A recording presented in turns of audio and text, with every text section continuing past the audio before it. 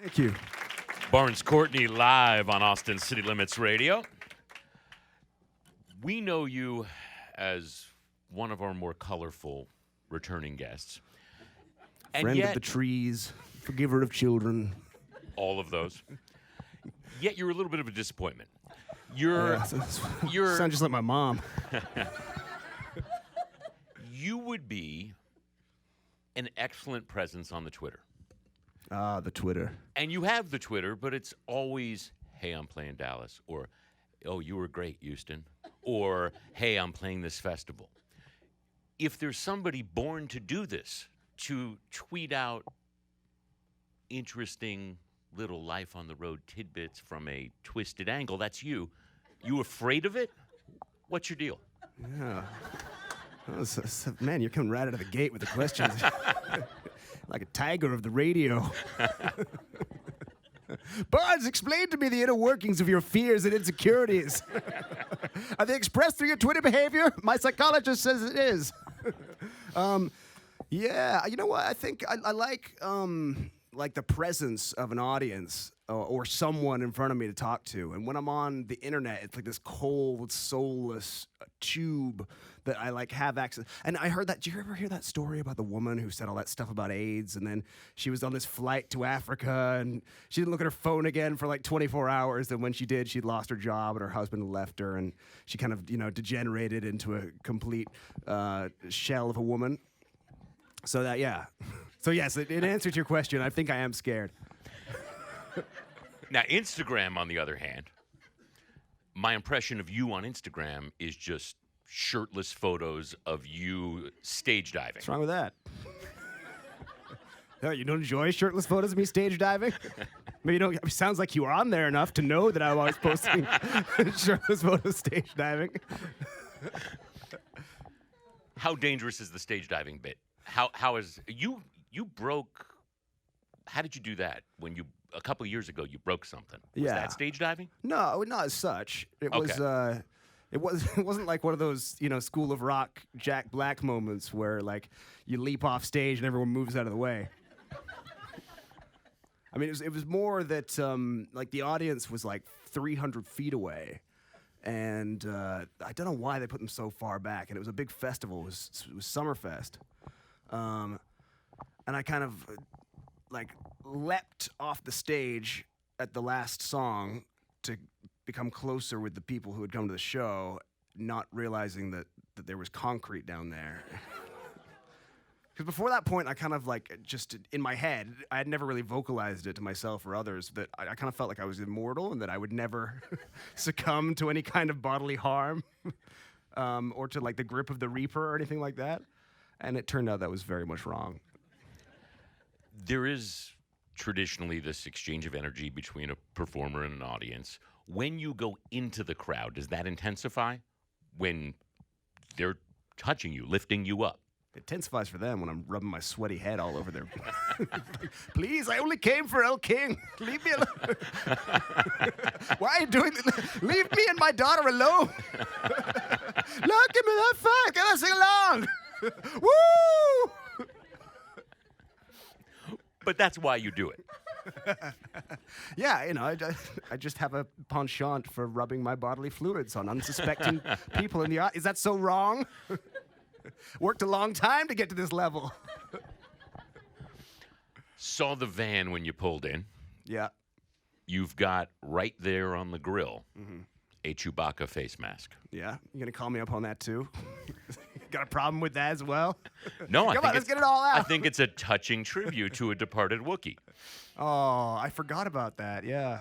Oh, way to bring down the mood. Wait, was that up before he was dead? Oh, yeah. Yeah, that's been up there for a long time. And then we take it off each van and then reaffix it to the new one. Because you're a Star Wars geek or because... No, because I'm super cool. And I mean, yeah, I do like Star Wars, but I also lift a lot of weights. I mean, you can't say it's a lot of core muscle stuff mainly. We were talking beforehand. You have come through here in basically every configuration. You've done our Dell Music Lounge. You've played for us during South by Southwest, bright and early in the morning. I know, you'd think I'd be famous by now, don't you? I thought that was the deal. I come and do all this stuff for you, and I play all the shows, and then I can stop and just do the drugs. That's the deal. But this has been working out for you, and I that's where I was going, was that you've put in the work, and now things are happening. Now look at me. And now look at you. Look at me now. In the same place you were, right back in this. Same place I have. Are you seeing that payoff, though, each night? I mean, this in and of itself is a payoff, isn't it? You know? I was complaining to my manager a couple months ago, like, man, it's taking a very long time, and I thought the last single would have done better, and he's like, he's got this weird accent. It's like an amalgamation of English and Australian for some reason, because he kind of lived around America and England. He said, Bones, he's a big, bald Cockney guy. He says, Bones, you could be, right, the regional manager of a bleach company in southern England, right? And right now we could be on our way to meet with HQ about the new brand of toilet duck. You understand? I was like, yeah, I got you. I think this isn't a job, is it? It's not really. Is this work? It's work for me today.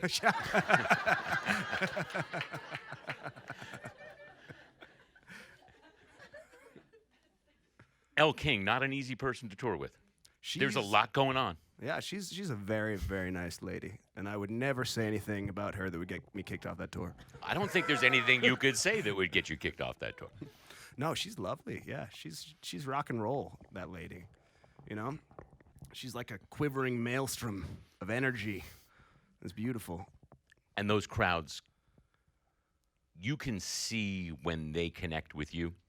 Yeah, I mean, it hasn't happened yet, but I imagine I'll be able to see it. I got in trouble a lot on this tour, like a lot. Give us an example.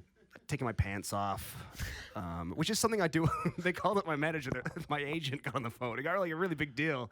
They called up my manager. We're like, he's taking his pants off on stage. And my manager goes, right. Is that all? Because it usually takes a lot more than that. Al's tour manager came in, threw my pants at me. You can't keep your pants on stage. Really, Barnes? There are children out there. Which, of course, triggers, like, every naughty schoolboy, like, tendency of me ever. I was like, well, somebody's got to teach him, Who better than their old Uncle Barnesy? Did you go to school in America or England? Both. Okay. Yeah. When you were getting in trouble for being the class cut-up, that was both. Yeah. Okay. Yeah, I've never been very good in school. I do like to learn things, I watch listen to podcasts and watch YouTube videos about Admiral Nelson, and he was a good dude. I have more to say than that. That's why I'm standing here silently. Yeah, What, is this a report now? Is this an essay? He did an amazing thing in the last battle of his career, where usually, like, all the ships, the old-timey ships, would line up sequentially with each other and fire all their cannons. And Nelson's like, well, look, I'm Lord Nelson. I'm super famous. I got an eye patch. He's like, I'm getting old, so I need to make this my signature battle. So he got all his ships into 2 columns and attacked the French simultaneously in like a sort of double-pronged, like, Nelson snake fang attack kind of deal, right? And he's in the front ship. Everyone's like, Nelson, are you crazy? What are you doing? Like, you're the jet. You need to keep your brains at the back so you can organize things. And he's like, no, listen, I'm going to be super cool in the history books. Everyone's going to see me in my awesome hat. I'm going to be right at the front. So he does this thing, and it works. It's a tremendous success. And then he gets shot in the chest and buried in this enormous cathedral, St. Paul's in England. And everyone's lining the streets. And, oh, poor Nelson. His only request was they look after his beautiful wife and daughter, which, of course, they didn't. And they ended up very poor and alone. Nailed it. And you all doubted me. Maybe it's okay he doesn't tweet. So, Should we care about this royal baby as somebody who lived over there? Oh yeah, there is a royal baby, isn't there? As of this morning. I don't know. I mean, I like babies. You know, you should be happy that. Oh, maybe not, because the world's desperately overpopulated. And finally, what's the state of this new album situation? Yeah. I mean, I just keep saying it's done, and they keep giving me money. So. Yeah. So- No, it's finished. But we're going song by song at this point until we get word of a record. I went out to. I convinced the record label that I needed to be in a chateau to finish the album. I was like, I can't do it without being in a chateau. I mean, so we went out to Carmel, this beautiful winery, and I did nothing for the entire month that I was there. But I mean, it was amazing, and I drank a lot of good wine, and crashed a golf cart into a fountain, which has long been a dream of mine. Pants on or off? I don't see how that's relevant to this conversation. How I was dressed is relevant to this conversation about my album. And what were you wearing at the time, Barnes?